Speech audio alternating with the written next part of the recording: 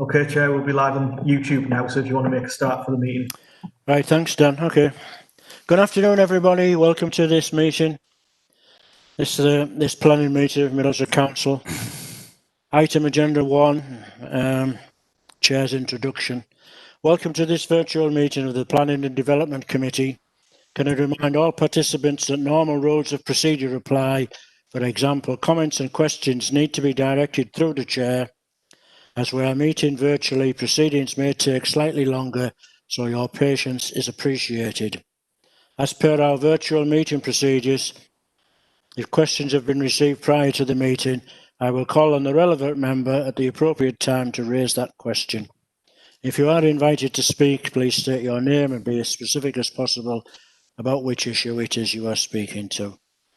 Members of the public can view this meeting via YouTube Live, but they will not be able to actively participate or comment on proceedings. As this meeting is being live streamed, can I remind all participants that their contact should reflect this. Any agents or applicants or objectors that wish to speak on a particular application have had the opportunity to inform the Planning Department in advance of today's meeting. I will invite those individuals to present their cases at the appropriate time in proceedings. With holding the meeting remotely to reduce the likelihood of technical issues, these individuals have been asked to dial into the meeting via phone. Please advise there will be a time limit of 5 minutes for those who wish to speak in support of an application and 5 minutes for those who wish to speak in objection.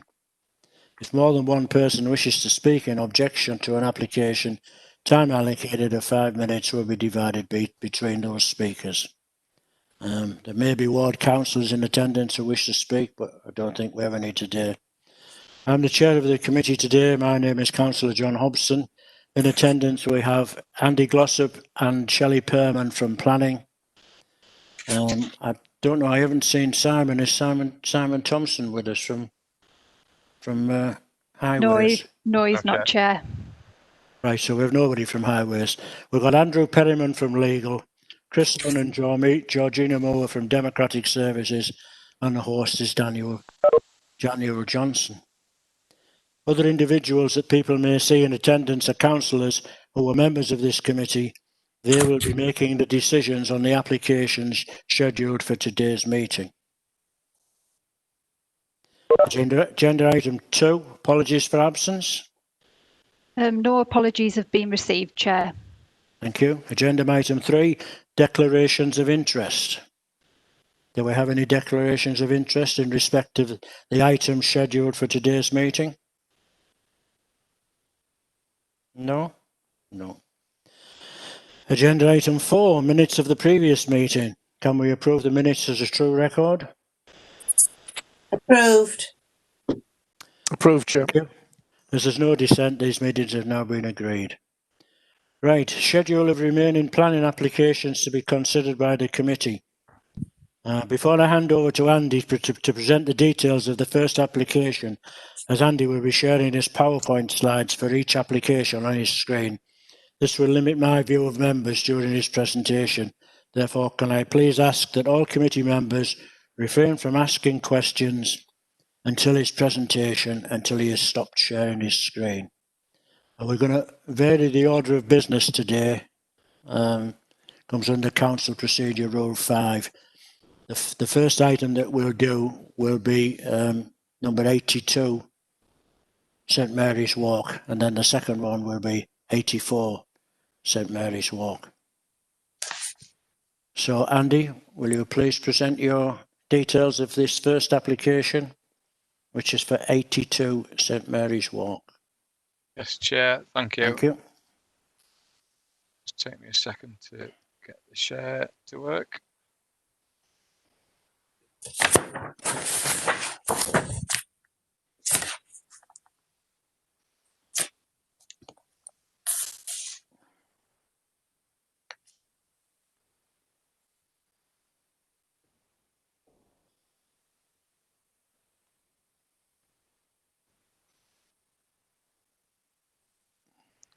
Can members see that screen?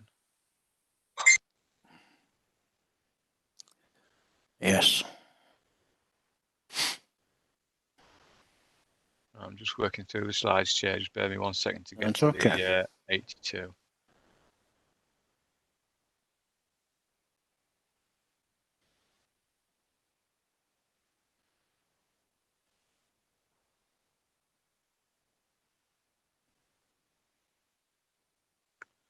Right, okay, there we go. So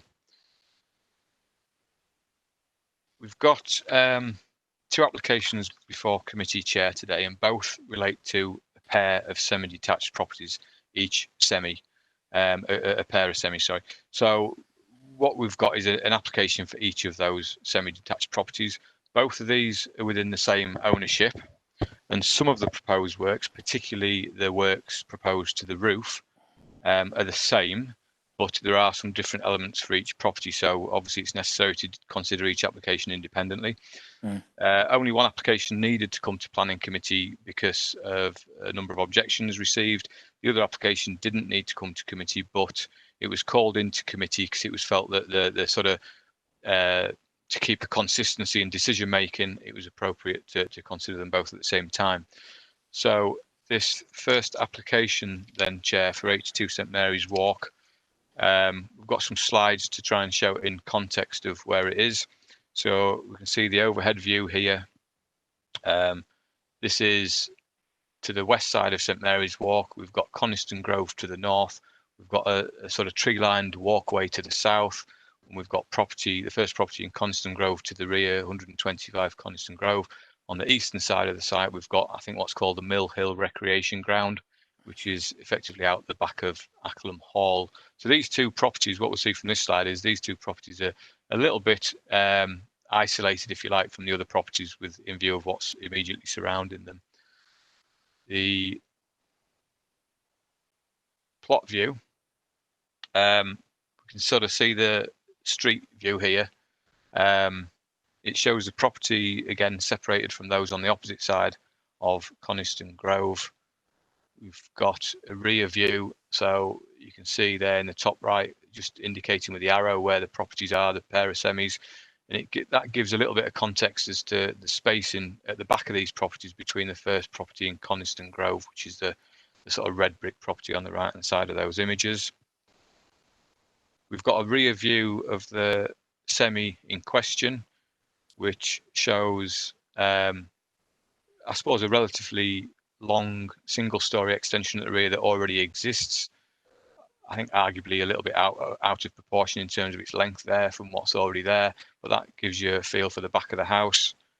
And we've got a view down the garden. This photograph's taken roughly from the line of where the proposed extension would go out to, and that looks back at the side elevation of the nearest property in Coniston Grove, where we've got a habitable room window at ground floor there. You can just about see it. It's like a bit like a small projecting bay. We've got a bedroom window at first floor, stair window, etc. Importantly, worth pointing out is that there is this structure in the garden is the garage associated with the house property. So that's within the application site, that garage. The next few slides, Chair, are going to show some comparisons between the existing and the proposed schemes. So what the works are for is for a lift in the roof height of 1 metre. So re-roofing the property so it's 1 metre higher to create roof space for a single-storey side extension and effectively a 2-storey rear extension. So we see the front elevation here.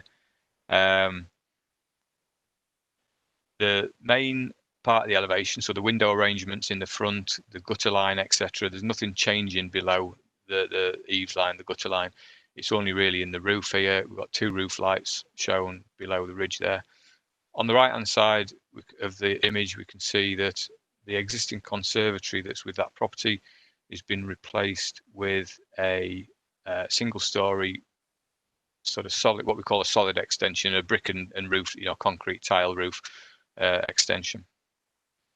The proposed side elevation, this shows the increased roof height.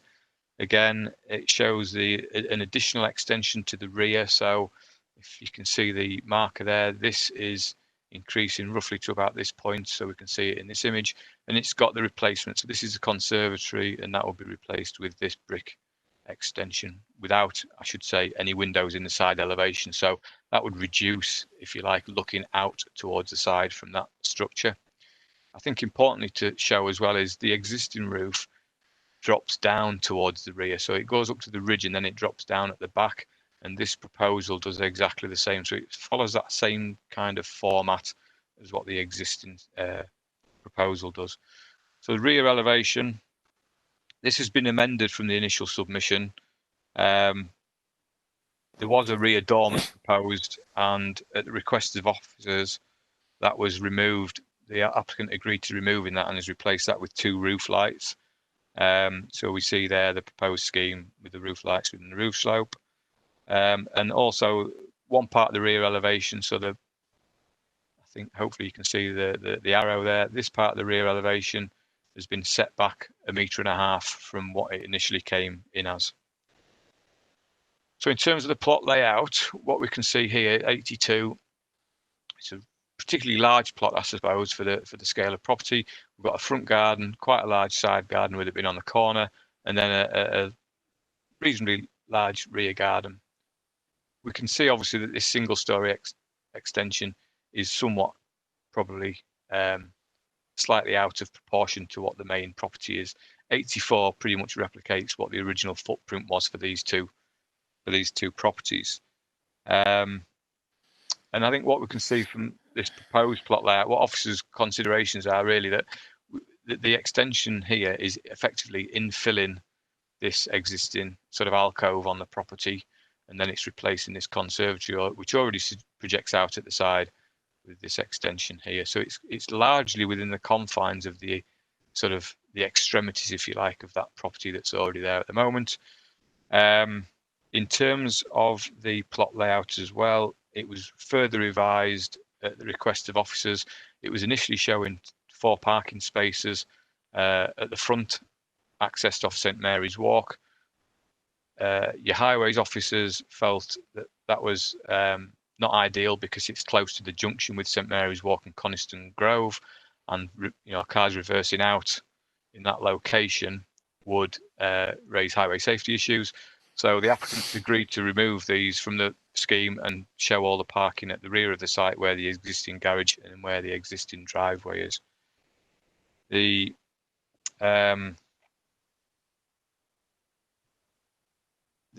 sort of floor plans just really in a bit more detail show where the extensions are going. So it's infilling this area here on the existing, and then it's adding this bit on the side, Chair. At first floor, what we have got is the first floor element is staggered in the same way that the existing line is staggered, but it's stepped out in both locations. But it is in both instances set back. This the lined section here, this is the roof of the lower of the ground floor. So both first floor elements are stepped behind the ground floor building line at the rear. And then we've got the proposed loft level there, just showing a bedroom in the increased roof area. So that's it, Chair. The recommendation is to approve this, and it's subject to conditions which are listed in the report, with the addition of a revised condition just to deal with the parking plan that was resubmitted, so to include that revised parking scheme. And the conditions will also prevent the roof height increase happening in the event that the neighbouring property isn't increased by the same height, so to maintain that consistency. And they will also require the garage or the parking spaces, sorry, at the rear of the plot to be maintained in perpetuity, so there was always that ability for people to park at the rear of the plot. And that is it, Chair. I will stop sharing the screen for you. Thank you. Thank you, Andy. Has anybody got any questions for Andy? Councillor Thompson. Thank you, Chair. This is actually a change of use from a 4-bedroomed to a 7-bedroomed, which in my opinion is quite a substantial increase. And my concern is there's going to be an increase in noise, increase in household waste, increase in traffic. And I know there's been an objection from the adjoining property, which the additional roof height extension will have an impact of sunlight on their property. Thank you, Chair. Thank you, Councillor Thompson. Andy, can you answer that? Yes, Chair. It's not a change of use in the sort of planning sense. Obviously, it's still a residential property, but yeah, it's going from 4 beds up to 7 beds. The one of the bedrooms is at ground floor, and I'm told that's for a child with a disability to allow them to sort of get about the house. But yeah, it's obviously increasing. Obviously, you know, if large families, we've got quite a few large families, I suspect, in Middlesbrough. So this is, you know, they still obviously need to live in a residential area, in a residential property, and this is what this effectively does. In terms of noise impact, you know, this is the same what it would be for a family needing 7 bedrooms wherever they live, essentially. What officers believe is the case with this application is the scale of the plot still provides reasonable space for a family. It's got front garden, side garden, rear garden, and so the noise, unless, you know, it should be commensurate with a normal arrangement. If it's beyond that, then it becomes a environmental health issue. If people who reside here, whoever that may be, make excessive noise from whatever means, then that becomes an environmental health issue. In terms of household waste, yeah, there'll be more household waste there, but you know, it's just a situation for a large family. We can't assume that a large family is going to live here. The assumption is that it will be, I guess, because they're requiring this number of bedrooms. But the amount of household waste, as long as it's dealt with appropriately, would not really be a material planning consideration. The reference to the roof height, Chair, from the member, yeah, the additional height, this is to the east, so it will affect sunlight to the property to the rear in particular. It's only at certain points during the day, obviously, because this property is already there. It is a metre increase, so just over 3 feet increase in roof height. And as obviously the sun gets higher in the sky, or as it tracks round to the south, that impact will disappear. So it'll only be there for a sort of short part of the day. I think that's covered those points, I think, Chair. Thank you, Andy. Councillor Thompson, you wish to come back? Yeah, can I come back on that? I know we're supposed to be doing these 2 separate, but because they're both joined on, you know, it's that change that one to a 7 bedroom, and the next one we're going to discuss is to change into a 6 bedroom. So in total, it'll be 13 bedrooms on this property, and what I've highlighted, the issues, is going to impact on both of these properties. Thank you, Chair. Thank you. Councillor Rostrom. Can I just ask for some clarification, Chair? In the Google picture that you showed, Andy, there were 2 cars parked outside the front of the property. Is the current access for parking from the front? The existing access is at the rear, and It's there's at the rear. I couldn't quite make out from the thing what it was. Thank you. Councillor Thompson, you wish to come back again? Yeah, can I just ask, on the property at 84 that hasn't got a drive, the cars have been parking outside onto the road. So will the cars from 84 be parking in the property at 82? Thank you. Can we leave that question till we do 84? Be a lot easier. Somebody else had their hand up, I'm sure. Councillor Platt and Councillor Coote wish to speak. Councillor Platt, you were first. Councillor Platt.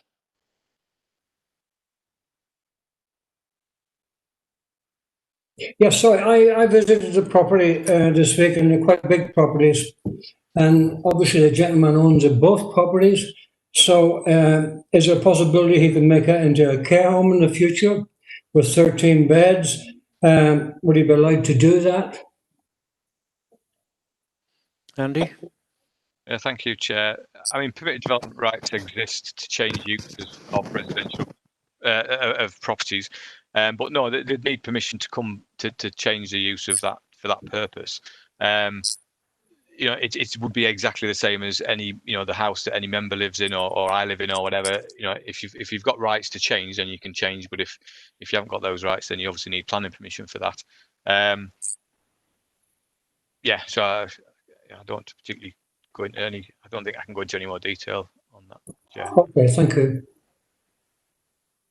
Anybody else want to say anything? David Coop, Councillor Coop. Thank you. Yeah, I do echo the thoughts of some of the other my colleagues. It's becoming the norm in certain areas, certain other parts of Linthorpe and Cambridge Avenue, etc. There are some larger houses have been converted.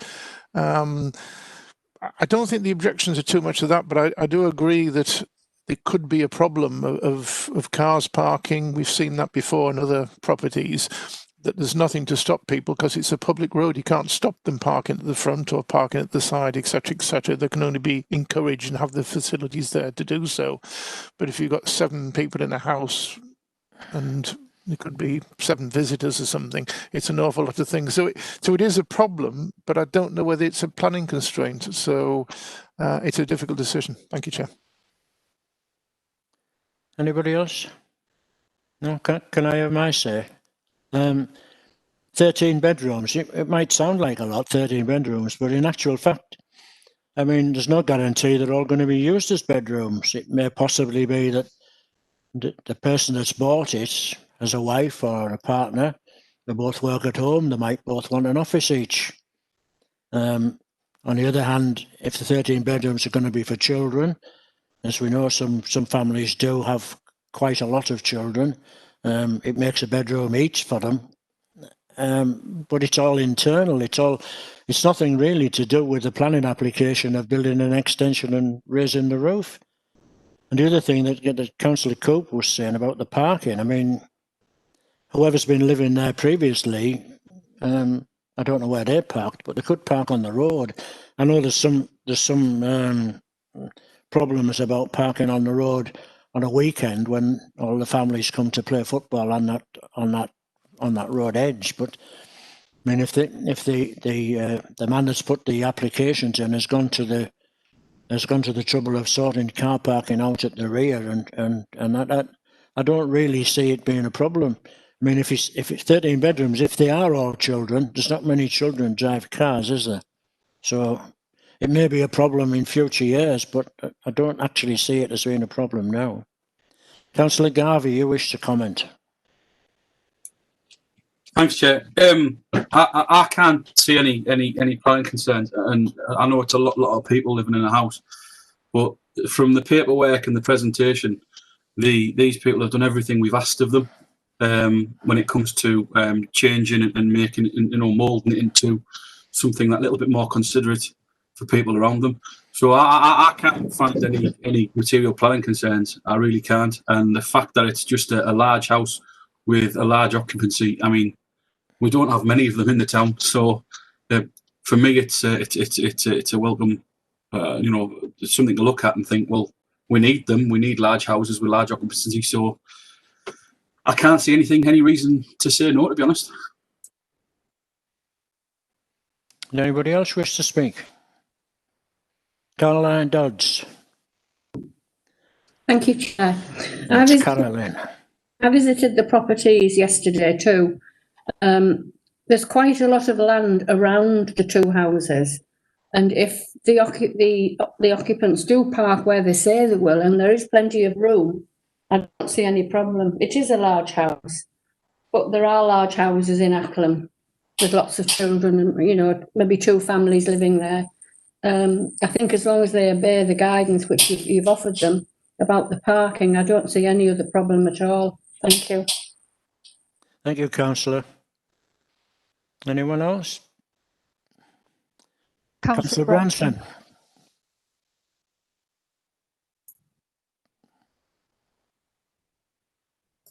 Go ahead, David. Councillor Branson.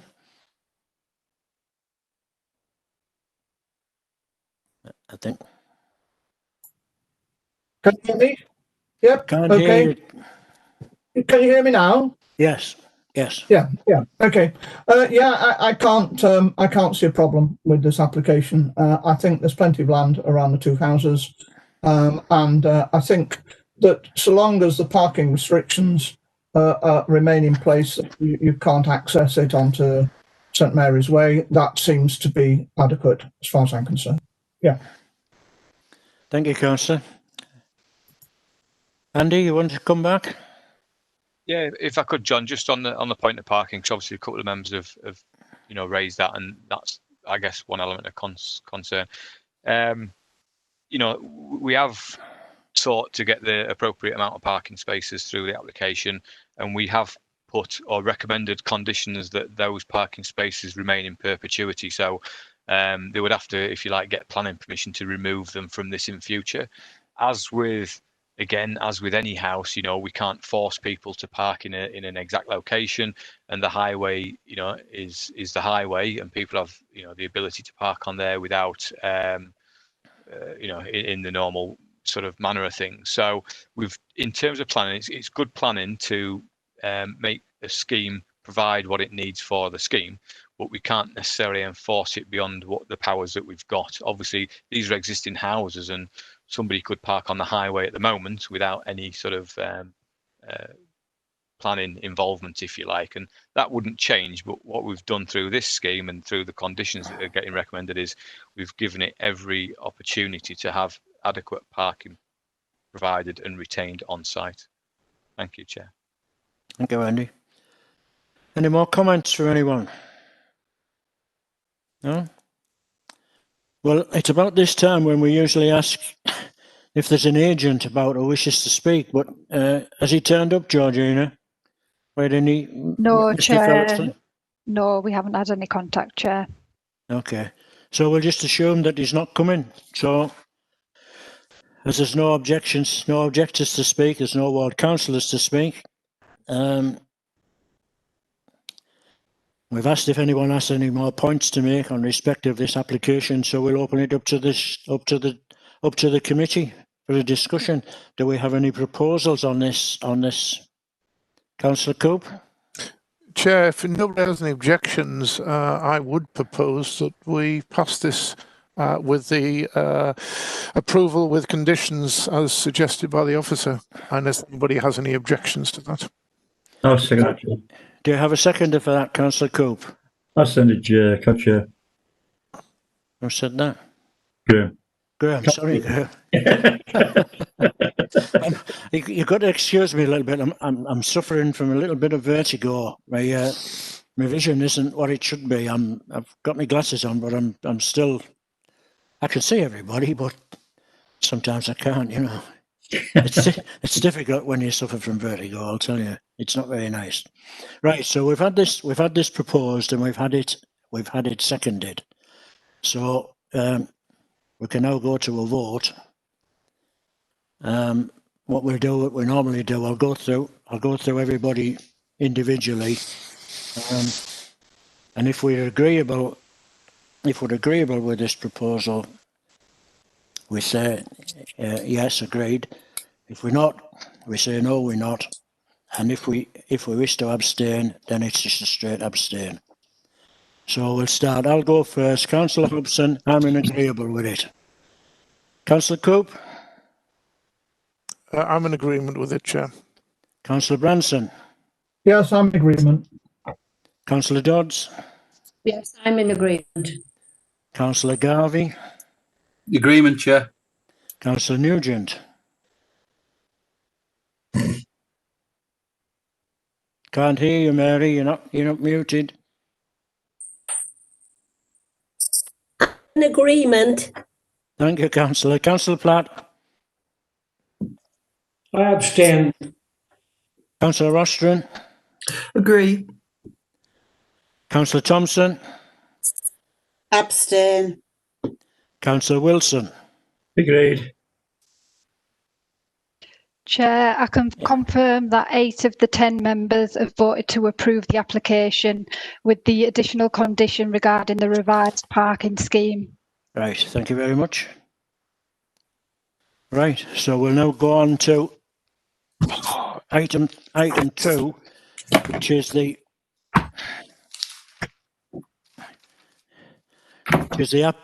application for 84 St Mary's Walk. There's no need to read through any of all that again about questions sharing his screen. We all know that. So Andy, could you please present the details of number 84?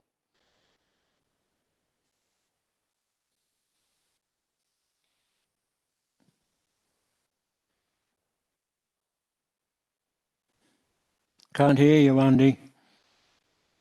Sorry, Chair, I was on mute. Yeah, Okay. have you got that slide there, the location plan slide? Yes, yes. Right. So again, this is just the other semi. We've seen the context with what's around and about.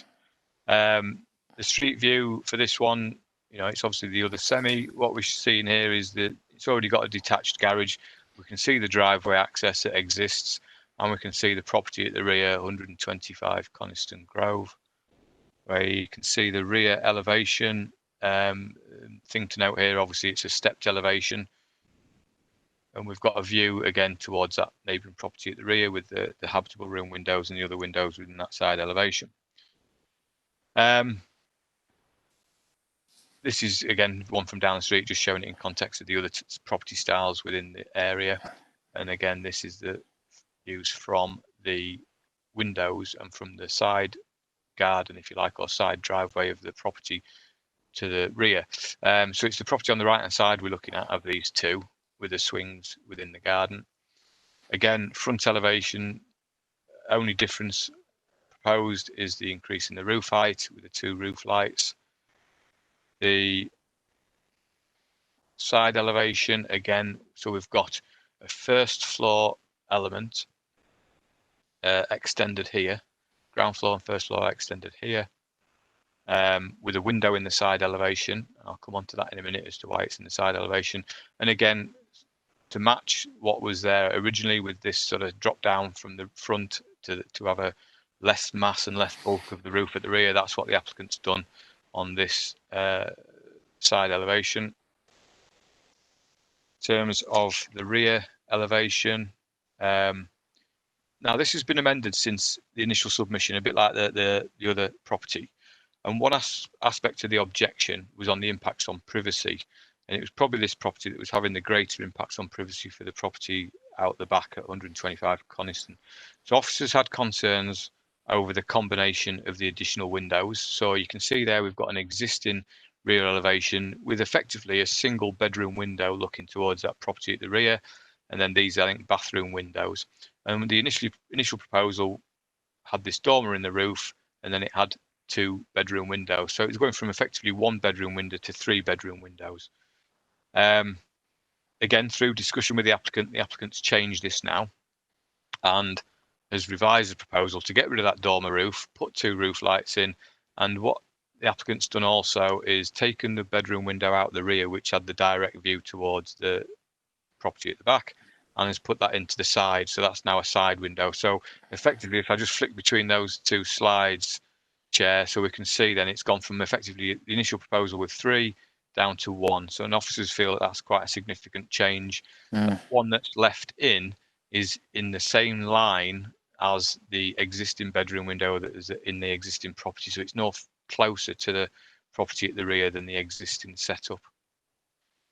So we can see from the plot arrangement, this one's got a proposed detached, it's a double garage, it's single in width, but it's double in length. That's in the rear back corner of the site, similar position of the existing garage. And again, what we see from this plot layout is that effectively the extension is infilling this alcove area within the property.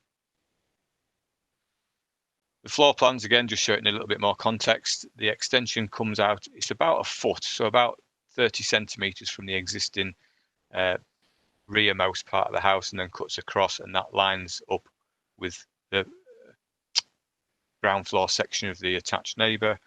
At first floor, again, we've got a step in the line, so this bedroom window is further back than the outermost part of the property, and that first floor extension will line up with the attached neighbour. And again, we've got that bedroom in the roof within the additional roof space.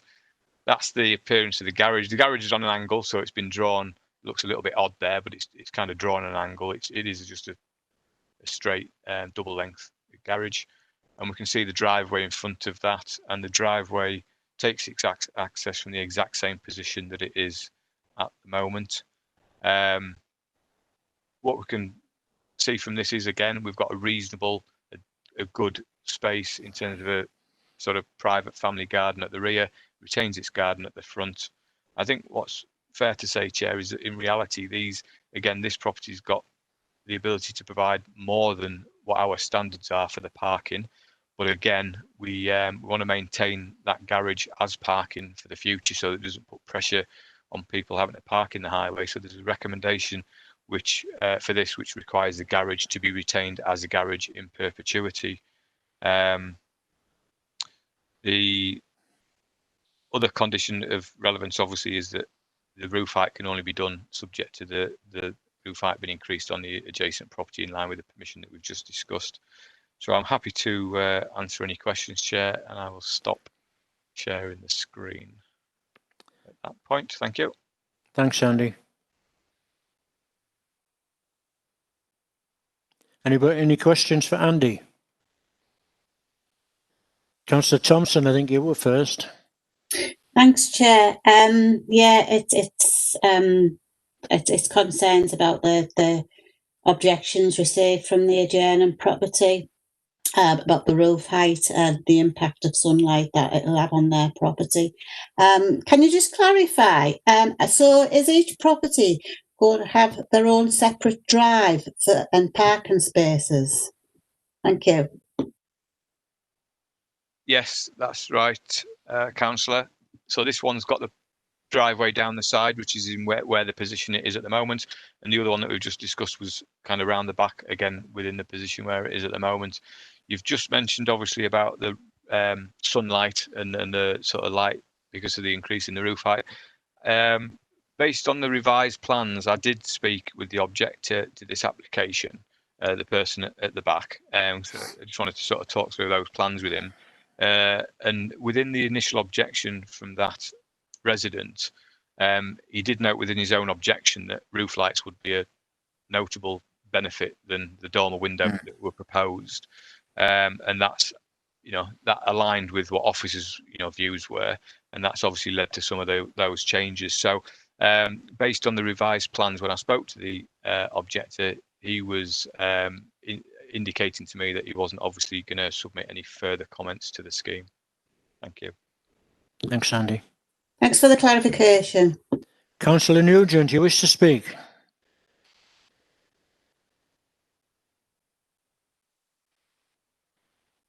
Can't hear you, Councillor. Yeah, my concern would be if the properties do have a lot of cars coming and going, there could be a problem there because of the football ground where the young people play football a lot at the weekend.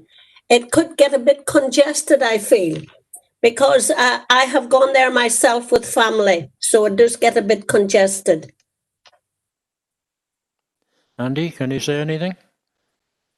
Probably not too much, Chair, other than what members will be aware. Obviously, St Mary's Walk, it leads into Church Lane. It's got a sort of, you probably call it in and out, depending which way in you come from this. There's a lot of properties served off St Mary's Walk and Church Lane. This is creating, these properties are obviously already there. It's creating some additional bedrooms within those properties. So yeah, the anticipation is it probably will generate more traffic. But when you look at the overall numbers of properties that are in and around this area, it's going to be very insignificant, yeah. Okay, thank you, Chair. Thank you. Anyone else? No? No one. Right, once again, we'll ask, has Mr. Phillipson turned up? No, Georgina? Chair. No, No, he he hasn't, Chair. So we'll just go on as we did before. We'll open it up. Open it up to the committee. Anybody got any proposals? Got anything to say? Graham? Chair, I'd like to propose we accept this. Anybody going to second Graham's? Yeah, can I second that, Chair? Councillor Garvey, seconded. Anybody else got anything to say? No. So can we go to the vote? Shall we do? We'll do the same as what we've done previously. We'll vote. I'll shout everybody's name out and we'll vote on it. We've got a proposal that we accept this application with the conditions attached that we have. So we'll do it again. We'll vote for, against, or abstain. So we'll start again with me. Councillor Hobson, for. Councillor Coop? For. Councillor Branson? For. Councillor Dodds? For. Councillor Garvey? For. Councillor Nugent? For. Councillor Platt? Abstain. Councillor Rostron? For. Councillor Thompson? Abstain. Councillor Wilson? For. Chair, I can confirm that 8 of the 10 members have voted to approve the application. Right, thank you. So we can assume that after today that those two applications have both been accepted. Right, thank you very much. And we'll now go on to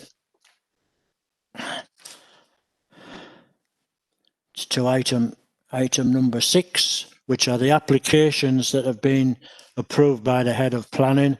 And in your report, there are those little things with the blocks around them. Has anybody got any comments on anything that's happened in their ward that's been the passed or rejected, or they wish to say anything on? Councillor Thompson, you've got your hand up.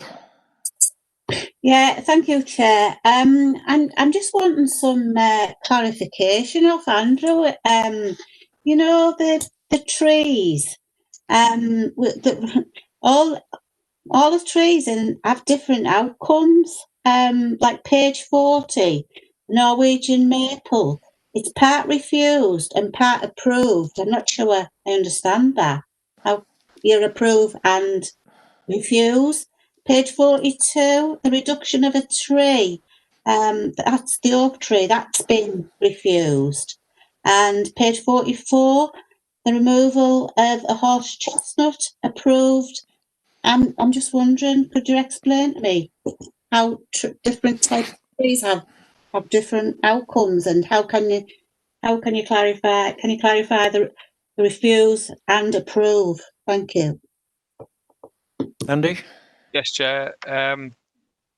Yeah, what it is with trees, sometimes you get an application for a single tree, sometimes you get an application affecting several trees within a garden. So they'll get an arborist, a professional tree person, to review the trees, the health of the trees, whether they are dead, dying, or dangerous, in terms of the branches and all this sort of stuff.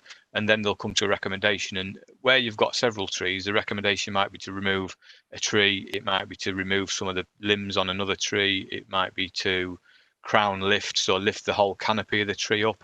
So there's lots of aspects to an individual scheme. So when we've got a part approve, part refuse, what we've effectively got is we're allowing some of the works, but not all the works. So sometimes, people obviously just want the tree gone. Some people genuinely want to just manage the tree and the health of the tree and need work to them to be healthy trees. So that part approve, part refuse, it's not based on the species, it's based on the condition of the tree and whether or not it's appropriate. Any tree that's protected or in the conservation area, as a matter of principle, we don't want to see it removed or affected in any way unless it's necessary and demonstrated that it's necessary. So people are always having to put in an arborist report with these schemes, and we get that checked by our sort of, if you like, our internal arborist. Does that cover that, Councillor? Yeah, thank you for that. Chair, can I ask for another clarification on another point? Of course you can. Page 41, it's so if you're refusing it and enforcing, does that mean it's for a small wall? Does that mean that it's already started and it's going to be enforced, that it didn't get planning permission in the first place? Or is that right? So what are you saying by refuse and enforce? So you're enforcing something that's already made a start on it without being successful application, right? Through you, Chair, please. Yes, of course, Andy. Yeah, absolutely. correct, councillor. It's something that's already either started or completed. It needed planning permission. We've picked it up. It might have been complained about. We might have picked it up ourselves, and we've considered the application. We're duty bound to, and then we've come to a conclusion it should be refused. But because it's there, we need to enforce. And rather than having to write a second report, if you like, to take enforcement action, we deal with it under the same report. And within that, there'll normally be a requirement which might say, enforce and remove it within a certain time period or something like that. So if the applicant or owner doesn't do that, then we've already got, if you like, the powers or the agreement to take enforcement action against it. Thank you for that clarification. Right. Councillor Branson, you got your hand up.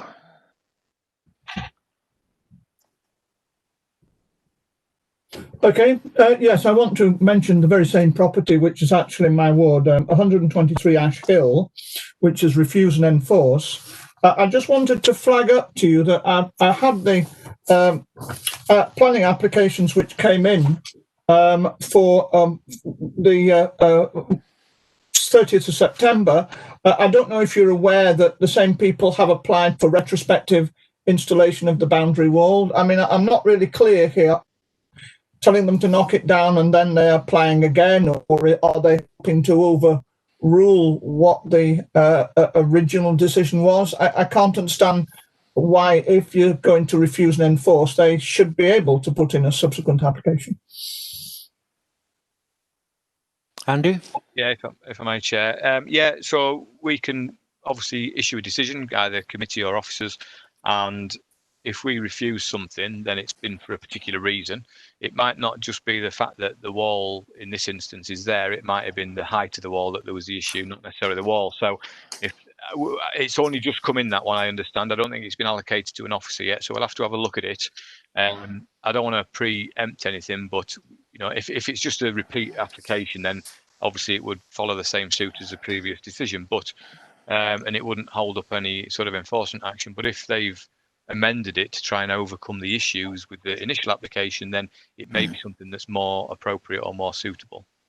And we'll obviously consider that in due course. What I'll do, councillor, I'll look into it and I'll get back to you sort of post committee, if that's all right. If you could, I'd be grateful. Thank you. Yeah. Anybody else got anything to say? No? Councillor Thompson? Just to say that I was referring to the same property as David was. Right, okay. Right, okay, so we'll now go on to agenda. Sorry? Councillor Coop wishes to speak. Councillor Coop, last as usual. Absolutely, Chair. Just going on about trees, etc. There was actually one mention which actually says 6 weeks expired, but I have had that explained to me. I think I would just say that we need a bit more policy on trees and things, and sort of so people understand what isn't acceptable, etc. I know there's problems with conservation area. I've had it within my ward that trees that shouldn't have disappeared for whatever reason has. So I would just plea, if you like, for a bit more clarification so we know where we're going, which I think the other councillors would agree with. Thank you, Chair. Andy? Yeah, absolutely, councillor and Chair. Yeah, I think we've kind of chatted ourselves a little bit about training for members, and we can obviously factor something around trees with bits and pieces around that. So absolutely, we'll look at that and pull something together through you, Chair. Yeah, we do. Middlesbrough Council do have a tree policy. I believe it was written by somebody called Jeff Field. Anybody else got anything to say? No? No, right. Okay, we'll try again. We'll go on to now agenda item 7, which are the planning appeals. These are the people from Bristol who have come up and made decisions on applications that some of us have turned down. Andy? Thank you, Chair. Hopefully everyone can see that. So yeah, we've not brought any appeals to committee for a while with the sort of lockdown and the problems we've had, I guess, with committee. But so we've got a few that have backed up. But so there's just 6 to run through. I'm not going to go through in loads of detail. If members want to ask any questions, obviously they can do. But 62 Rowan Road. So this is 62 Rowan Road. The applicant or owner of the property decided to block pave the entire frontage of that and erect fences up down both sides. We felt that it wasn't really in keeping with the character of the conservation area. The character of the conservation area is quite important. We've won a lot of appeals in relation to drives in the last 2-3 years, maybe a bit longer, and it completely changed that characteristic. The appeal, this was a part allowed, part dismissed appeal, so a little bit like what we've just been discussing with the trees. So the inspectorate allowed the fence, but dismissed the hard standing associated with that property. So obviously that will change in time back to what it was prior to all that hard surfacing being put down. With the next one, 80 Roman Road. Apologies for the poor image. So this was a section of a fence. It was a very prominent corner within, again, the conservation area. The fence is just behind the hedge. So in reality, it's not having a significant impact, but through planning, it's very difficult to control a sort of something that's growing. If it starts to die or if it gets chopped out, to put something back takes time. So we never particularly like to rely on hedgerows or landscaping to provide screening of something that would otherwise be unacceptable. So really our view is that development should be acceptable in its own right, and the landscaping should add to that quality rather than be relied upon to screen it. The inspector took a different view. The inspector felt that because the hedge was there, it was adequately screened, and that the hedge could be retained by condition. So we've got a condition on this appeal decision which basically requires the hedge to be retained in perpetuity. So again, that'll be something for us to enforce against if that should change in the future.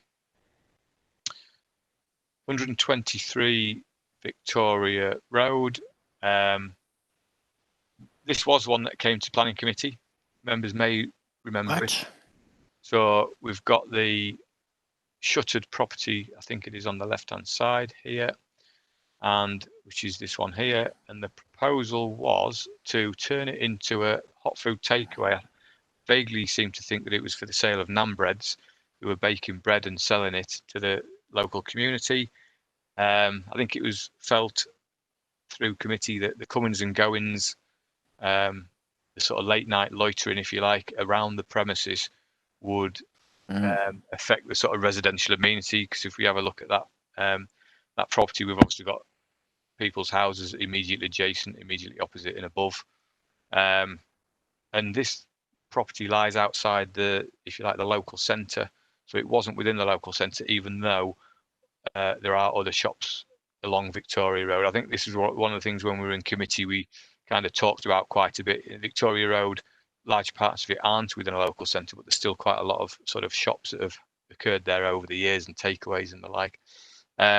So the appeal inspector felt that, it was residential, but it was also a commercial area, and felt that limiting the hours of opening would therefore sufficiently limit its impacts.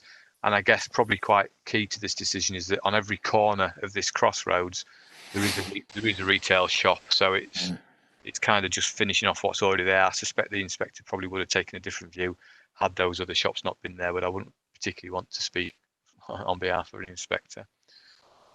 This next one, Chair, is an application at 505 Acklam Road. We can see the photograph of it, and it is this property here.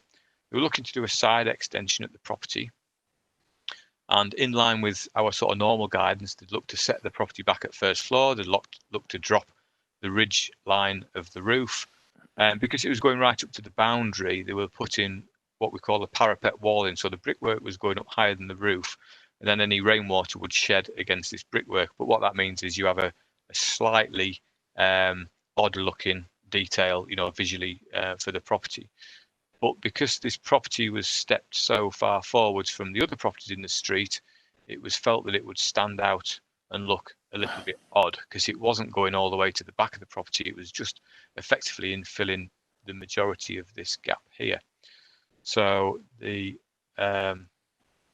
officer view, I think it was, By virtue of its design, size and position, it was out of keeping with the form in the immediate area, and it would sort of dominate and be a bit of an overbearing structure taken from the neighbouring property. The appeal was dismissed, so that's a one that the council have won.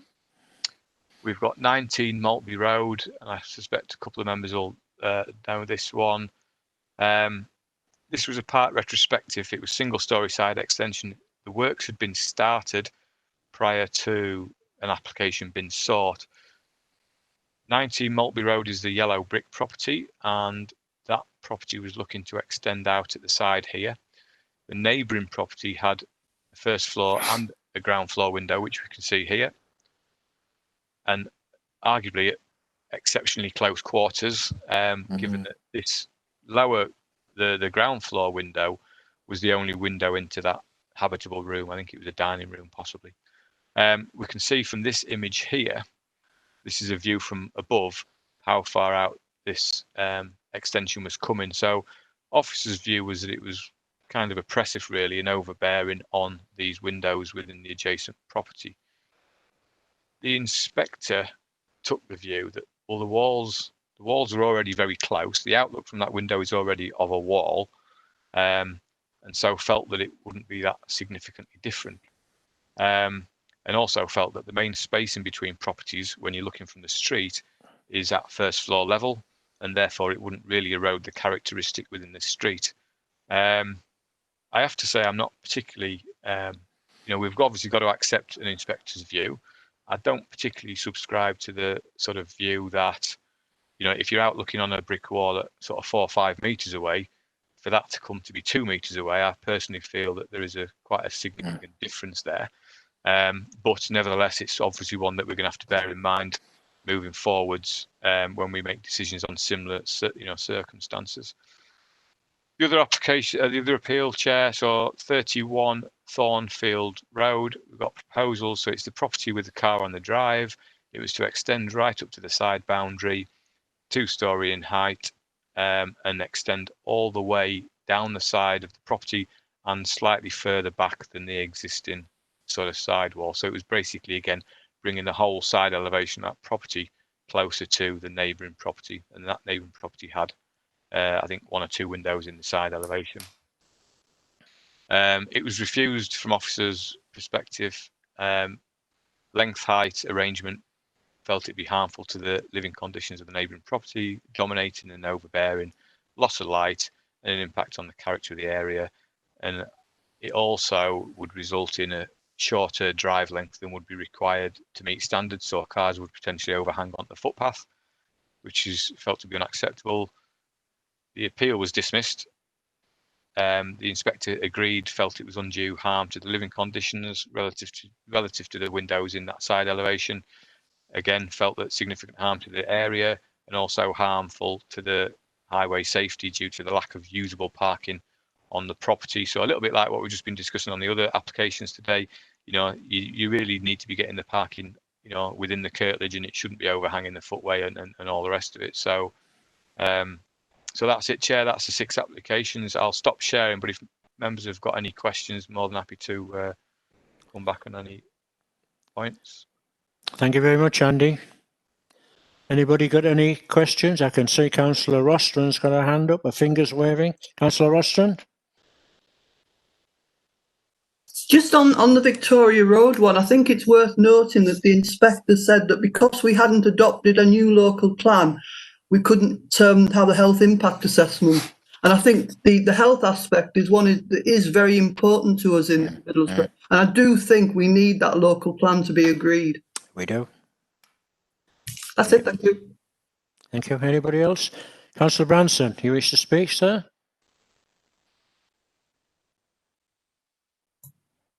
Thank you, Chair. Yes, I was a bit concerned about the Maltby Road one, where the window on the wall was reduced by, I think it was about 2 to 3 meters. One of the things that worries me there is about the fact that you're now losing an awful lot of light. And I know that it's a difficult one to fight on planning permission lines, but I wonder whether there is any other way in which we can deal with that in case any of the future application comes, because it may be that that's the only window that you can have in that property at the side of it, and obviously that turns a room which is light into what appears to me a room which is very dark. I think it would be useful to know whether there is any other way that we can take action on that, and because I'm sure it'll happen again. Thank you, David. Andy? Yeah, I mean, each site on its own merits is the sort of planning term, isn't it? So we will have to consider each site separately. With that particular application, we felt that it was harmful to the street scene because that property, 19 or 13 Maltby Road, it had been extended about 3 other times. So it was, again, from officers' perspective, which wasn't felt by the inspector, it had been added to and added to and added to, and visually from the front you could tell it had been added to sort of 3 and 4 times, so it was starting to look a little bit lost as the original property. And that's, you know, good planning is all about making things fit within the street scene. So you know, our view's probably not changed, but nevertheless we've got to factor that in. So if we get something similar in the future, if there's, you know, we'll have to see what the exact set of circumstances are. Orientation of the property relative to the sun and shadowing and things like that are all relevant. Whether or not there's lots of tree cover and there's all sorts of things that are relevant to factor in. But that appeal decision we will unfortunately have to bear in mind, because if we, you know, keep taking views that are contrary to what the inspectorate view, then it puts us in an awkward position, so to speak. But I will sort of hammer home, you know, it is each site on its own merits, and there's not many sites where you can say they are completely identical. Thanks, Andy. Councillor Cope? Thank you, Chair. Yes, I won't make another comment on 19 Maltby Road because I was involved with it at the time, but you're quite right. There's been many things added to that house. Now, I just wanted to comment and agree with Councillor Ostrom regarding the fast food takeaways. We need to address this. Councillor Ostrom has been going on about it for many years, and so have I.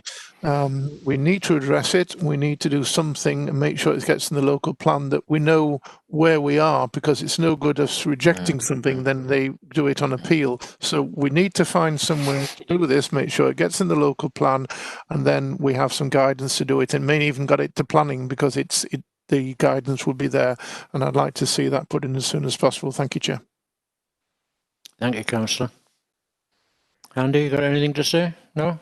Not particularly. I think it's sort of well. Yeah, can I come in? I would come in, Mary. Yeah. Councillor Rostrom. I think we really must consider the health issues to these takeaways. I think that must be considered. So that's my thinking. Okay. Thank you, Councillor Nugent. Back to you, Andy. Yeah, I mean, members have raised this issue quite a lot of times. Paul Clark, as head of planning, obviously is very much aware of that, and as is Alex, who's the manager of the local plan team. So I'll obviously raise members' comments with Paul and Alex in those teams, and I'm sure they'll be in touch, Chair, on what the current position is and where it's at the moment. Okay, thank you. I'm quite sure that Councillor Coop won't let it rest. Right, anybody else got anything to say? No? Look like we're clear. Right. Before I bring the meeting to a close, will everybody, when Daniel's pulled the plug and we're not live, will everybody stay back for just a couple of minutes? I just have something I want to run through with you all, and it doesn't really want to be going out to public. So with that, I'll close the meeting and ask Daniel to pull the plug on the YouTube. Thank you very much for your attendance. Been quite a good meeting today, really, hasn't it? It's Paul Clark, you say. When Paul's